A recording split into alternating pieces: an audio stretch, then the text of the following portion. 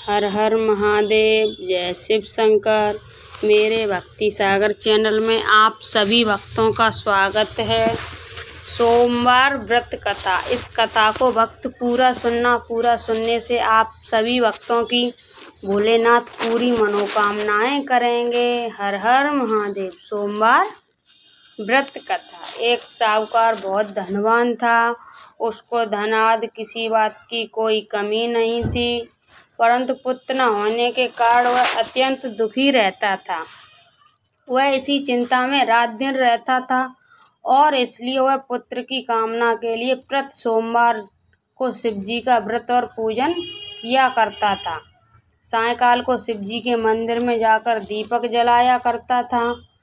उसके इस भक्त भाव को देखकर एक समय श्री पार्वती जी ने शिवजी महाराज से कहा कि हे महाराज, ये साहूकार आपका अनन्य भक्त है और सदैव आपका व्रत और पूजन बड़ी श्रद्धा से करता है, अतः इसकी मनोकामना पूर्ण करनी चाहिए। शिवजी ने कहा कि पार्वती जी, ये संसार कर्म क्षेत्र है। जैसे किसान खेत में बीज बोता है वैसा ही फल काटता है, उसी तरह इस संसार में जो जैसा कर्म करते हैं वैसा ही फल भागते हैं। पार्वती जी के अत्यंत आग्रह से कहा कि महाराज, जब ये आपका ऐसा भक्त है और यदि इसको किसी प्रकार का दुख है तो उसको अवश्य दूर करना चाहिए, क्योंकि आप तो सदैव अपने भक्तों पर दया करते हैं, क्यों उनके दुखों को दूर करते हैं। यदि आप ऐसा नहीं करेंगे तो मनुष्य क्यों कर आपकी सेवा व्रत पूजन करेंगे।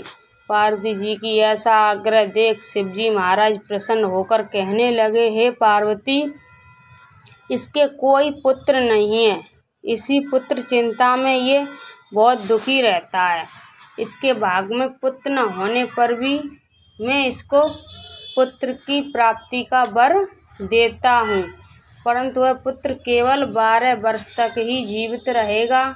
इसके पश्चात वह मृत्यु को प्राप्त होगा। इससे अधिक में और कुछ इसके लिए नहीं कर सकता। ये सब बात साहूकार सुन रहा था। इससे उसको न कुछ प्रसन्नता हुई और न कुछ दुख हुआ। वह पूर्वतः वैसे ही शिवजी महाराज का सोमवार का व्रत और पूजन करता रहा।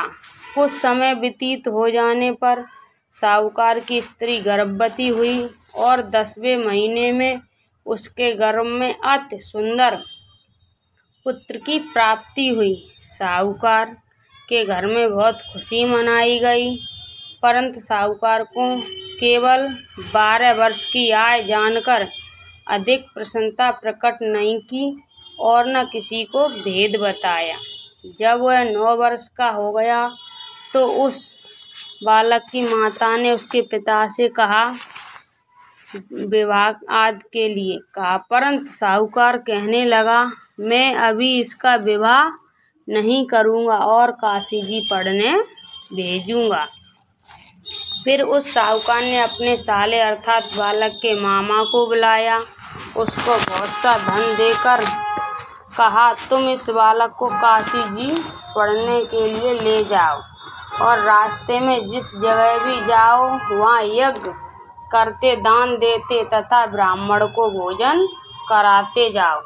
इस प्रकार वह दोनों मामा भांजे सब जगह यज्ञ करते और ब्राह्मणों को भोजन कराते जा रहे थे। रास्ते में उनको एक शहर पड़ा। उस शहर के राजा की कन्या का विवाह था और दूसरे राजा का लड़का जो विवाह के लिए बारात लेकर आया था वह एक आंख से काना था।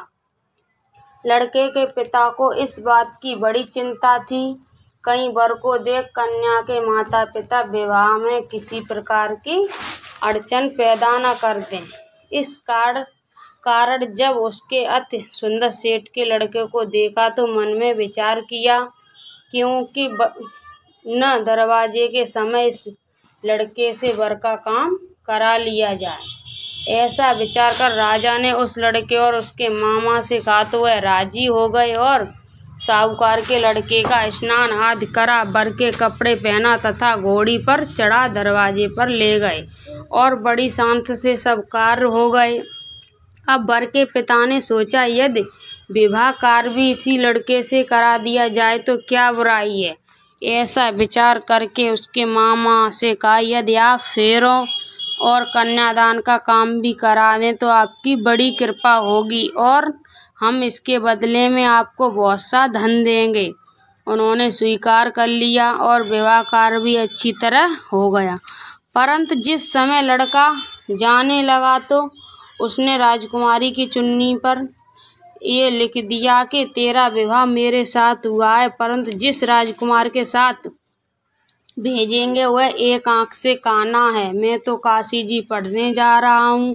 उस राजकुमारी ने जब अपनी चुन्नी पर ऐसा लिखा हुआ पाया तो उसने राजकुमार के साथ जाने से इनकार कर दिया और कहा कि ये मेरा पति नहीं है, मेरा विवाह इसके साथ नहीं हुआ है, वह तो काशी जी पढ़ने गया है। कुमारी के माता पिता ने अपनी कन्या को विदा नहीं किया और बारात वापस चली गई।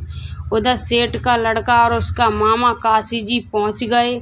वहाँ जाकर उन्होंने यज्ञ करना और लड़के ने पढ़ना शुरू कर दिया।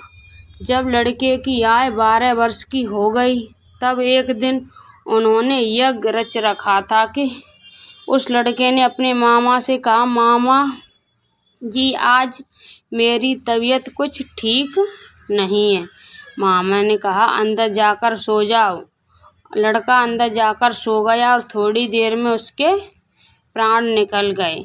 जब उसके मामा ने आकर देखा कि वह मुर्दा पड़ा है तो उसको बड़ा दुख हुआ और उसने सोचा कि मैं अभी रोना पीटना मचा दूंगा तो यज्ञ का कार्य अधूरा रह जाएगा।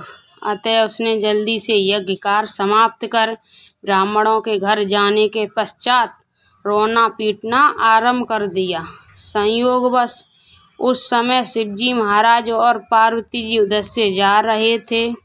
जब उन्होंने जोर जोर से रोने पीटने की आवाज़ सुनी तो पार्वती जी शिवजी को आग्रह करके उसके पास ले गईं और सुंदर लड़के को मरा हुआ देखकर कहने लगीं कि महाराज ये तो उसी सेठ का लड़का है जो आपके वरदान से पैदा हुआ था।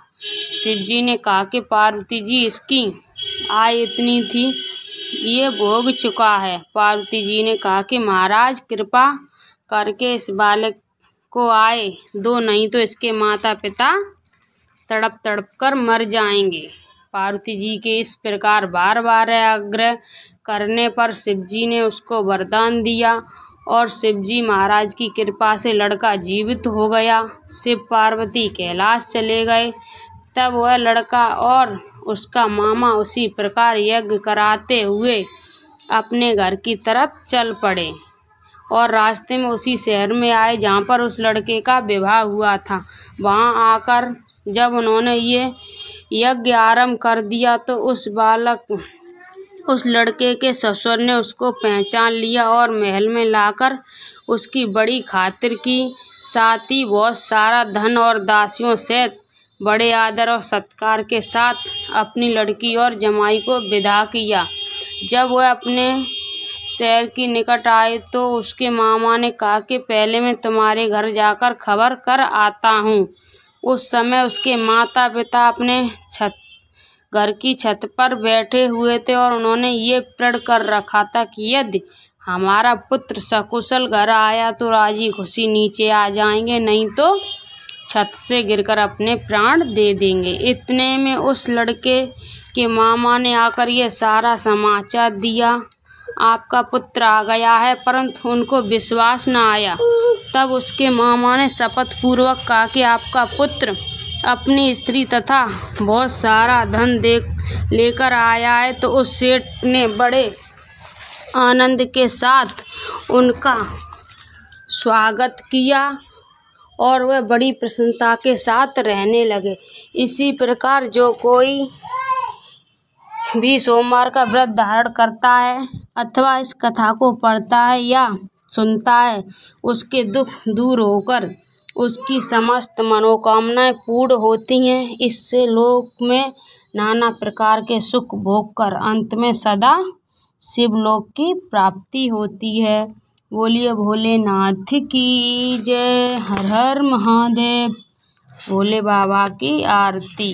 जय शिव ओमकारा हरि शिव ओमकारा ब्रह्मा विष्णु सदा शिव अर्धांगिनी धारा। जय शिव ओमकारा एकानन चतुरानन पंचानन राजे हंसासन गरुड़ासन वृषवाहन साजे।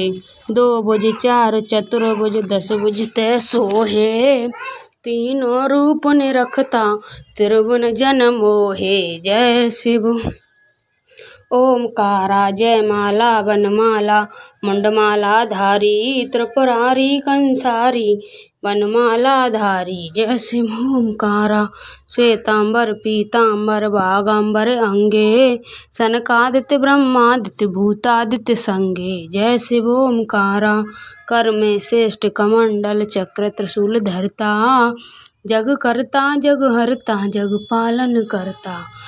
जय शिव ओमकारा ब्रह्मा विष्णु सदा शिव जानत अविवेका प्रणवाक्षय के मंदे ये तीनों एका। जय शिव ओमकारा त्रिगुण शिव की आरती जो कोई नर गावे कहत शिवानंद स्वामी मन वांछित फल पावे। जय शिव ओमकारा जय शिव ओमकारा हरि शिव ओमकारा ब्रह्मा विष्णु सदा शिव अर्धांगिनी धारा। जय शिव ओमकारा। बोलिए भोलेनाथ की जय। पार्वती मैया की जय। हर हर महादेव।